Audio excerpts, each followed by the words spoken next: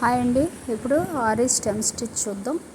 దానికి first chain stitch చేసుకోవాలి. ఒక లాంగ్గా చైన్ స్టిచ్ చేసి మళ్ళీ ఒక స్మాల్ చైన్ స్టిచ్ చేసి వెనక్కి వచ్చి మనం లాంగ్ వేసిన చైన్ స్టిచ్కి హాఫ్కి మనం ఇంకో చైన్ వేయాలి. వేసి ఒక చిన్న స్మాల్ చైన్ స్టిచ్ చేసుకోవాలి. మళ్ళీ సేమ్ అలాగే ఒక లాంగ్ చైన్ స్టిచ్ బ్యాక్ వస్తూ మళ్ళీ దాని హాఫ్కి ఒక చైన్ స్టిచ్,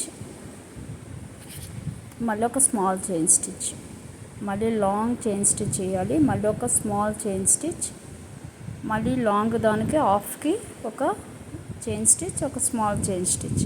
ఇది స్టెమ్ స్టిచ్ అండి. ఇది నేను జరీ థ్రెడ్తో చెప్తున్నాను. ఇలాగ మనం జరీ థ్రెడ్ తోటి నార్మల్ థ్రెడ్ తోటి కూడా ట్రై చేయాలి. ఇది నెక్కి కింద బోర్డర్స్కి అలా వేయడానికి బాగుంటుంది. నెక్ చుట్టూ రౌండ్కి వేయడానికి అలాగా స్టెమ్ స్టిచ్ బాగుంటుంది. ఇలాగే మనం జర్దోజీతో కూడా వేసుకోవచ్చు స్టెమ్ స్టిచ్.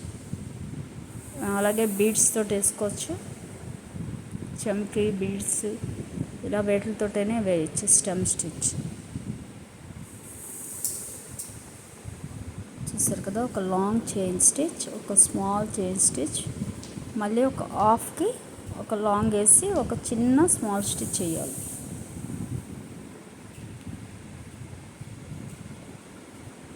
ఒక చిన్న అది లాక్ అన్నమాట. అది వెనక్కి రాకుండా, మనం వేసిన చైన్ వెనక్కి రాకుండా చిన్న లాక్ వేయడం.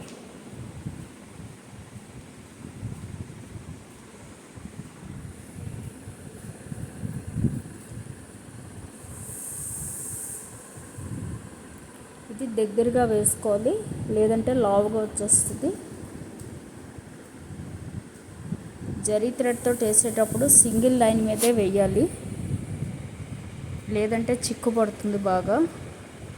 నార్మల్ థ్రెడ్ అయితే డబుల్ లేయర్తో వేసుకోవచ్చు. నార్మల్ థ్రెడ్ అంటే సిల్క్ థ్రెడ్.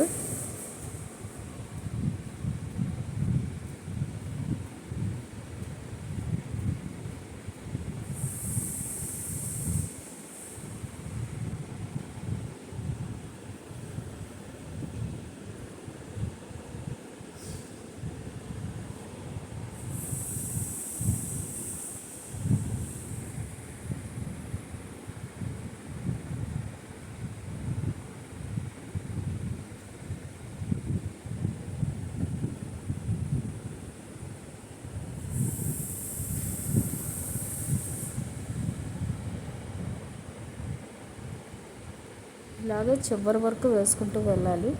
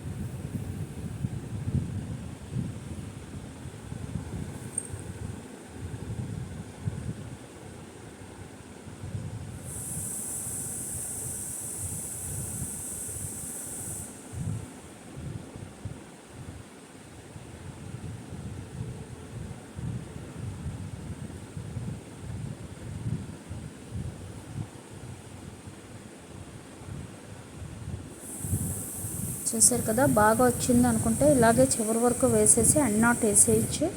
లేదు అంటే మళ్ళీ మొత్తం రిమూవ్ చేసి మళ్ళీ దీని మీదే మళ్ళీ వేసుకుంటూ వచ్చేయచ్చు. థ్రెడ్ వేస్ట్ అవ్వకుండా ఉంటుంది. అలాగా ఒక 3-4 టైమ్స్, రోజుకి ఒక 4-5 టైమ్స్ ట్రై చేస్తుంటే వచ్చేస్తుంది.